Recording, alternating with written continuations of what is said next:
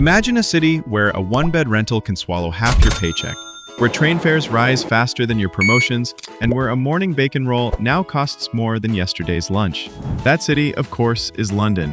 And millions of Brits are wondering whether the grass, the taxes, and the sunshine might be greener somewhere else. We'll unpack why record numbers of people, from freshly minted grads to multimillionaires, are packing their bags, scanning one-way tickets, and waving goodbye to the UK. We'll lean on the latest migration reports, pull real cost of living comparisons, and peek into the mindset of the rich who are already dialing their wealth managers from Dubai rooftops. The next 10 minutes may have you browsing Skyscanner before the credits roll. Britain's own Office for National Statistics says that in the 12 months to June 2024, more British passport holders left the country than arrived, giving us a net loss of 21,000 citizens, the third straight year of negative figures for homegrown talent. And that's just the ordinary folk. At the top end of the pay scale, the new 2025 Henley Private Wealth Migration Report predicts a record outflow of over 16,000 millionaires, the biggest wealth exodus on Earth this year, dwarfing even China's projected losses as reported by the Financial Times. You can see the ripple in sunny Spain, where Spanish government registers show about 275,000 UK nationals now live legally, up sharply since Brexit. Meanwhile, a British Council survey found that 3 out of 4 18 to 30-year-olds would happily work abroad if they can. In short, the suitcase itch spans every tax bracket and age group. Let's start with your wallet. According to Numbeo, you'd need £6,700 a month in London to enjoy the same lifestyle that costs about £4,000 in Lisbon, £4,900 in Barcelona, or £5,100 in Dubai. And that's after Dubai's famous zero-income tax advantage. Rent alone tells a brutal tale. The average London one-bed now flirts with £2,200 a month, whereas comparable city centre flats in Barcelona hover around £1,100 and Lisbon around £1,000. Utility bills roughly 30% lighter in the Iberian sun. And when you pop out for dinner, that £18 London burger looks downright irresponsible next to a €10 plate of tapas. Cost is only half the story. Quality of life seals the deal. Southern Europe promises 300 days of vitamin D, shorter commutes, and a cafe culture that encourages lingering instead of sprinting. Digital nomads cite fiber optic broadband in Portugal's Algarve and cheap co-working lofts in Valencia. Families praise Spain's subsidized childcare and longer school holidays that actually match annual leave allowances. Meanwhile, many UK workers grind through what the Joseph Rowntree Foundation calls a no-end-in-sight living standards crisis, with households in the bottom 40% projected to be £440 worse off in real terms by 2029.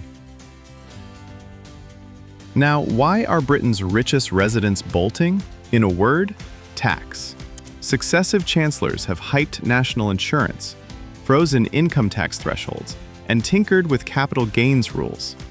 The current government plans to pull pensions into the inheritance tax net and close long-standing offshore trust loopholes. Wealth management surveys suggest almost 1 in 3 ultra-rich clients are actively seeking a new domicile. Destinations? Top of the charts is the UAE, where zero income tax meets luxury marinas and 300-day sunshine. Italy woos with €100K flat tax on foreign income. Switzerland still offers the lump sum residency deal. Even the US state of Florida appears in millionaire spreadsheets, thanks to no state income tax and English-speaking markets. Add in easier golden visas and more flexible corporate rules, and London's Knightsbridge set suddenly looks mobile.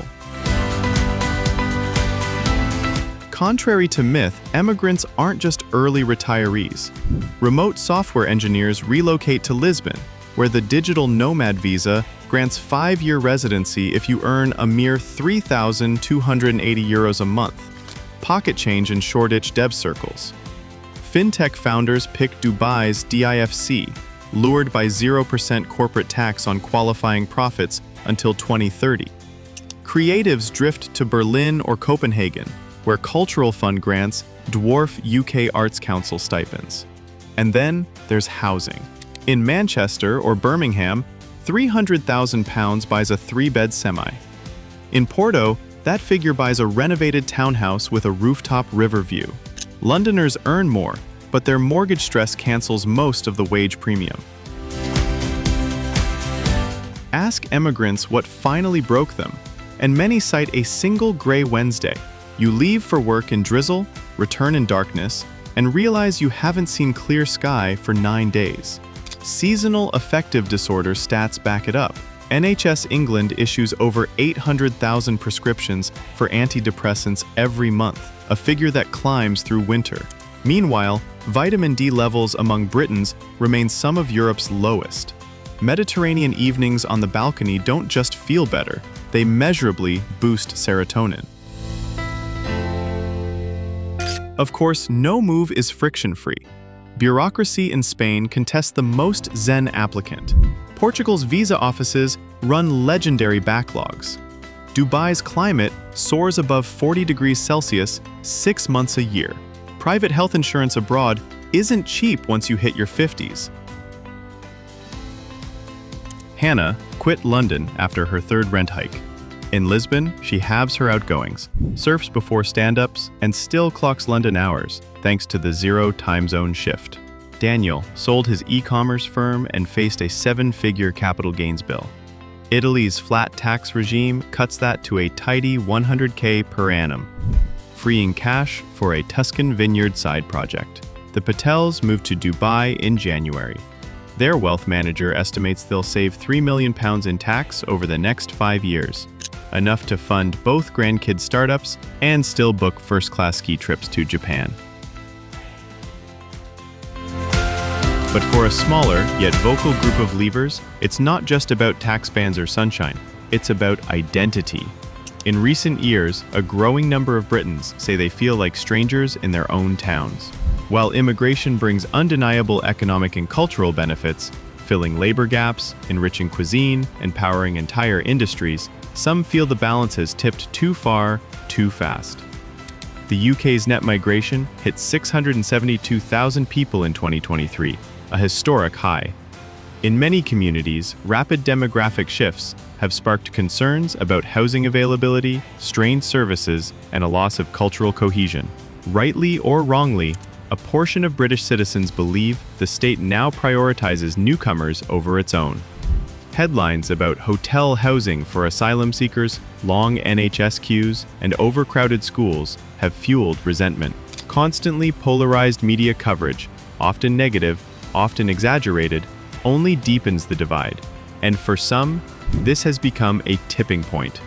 They don't just feel priced out or taxed out, they feel pushed out. Of course, this isn't the full picture. Many Britons embrace immigration as essential to the nation's fabric, but the perception of being sidelined, ignored, or unheard has been enough for a small but growing segment to decide their future lies elsewhere. People are leaving the UK for 3 big reasons: money, mood, and momentum. So if you find yourself pricing croissants in euros, stalking Dubai property feeds, or Googling Portuguese NHR regime, you're part of a very real, data-driven wave.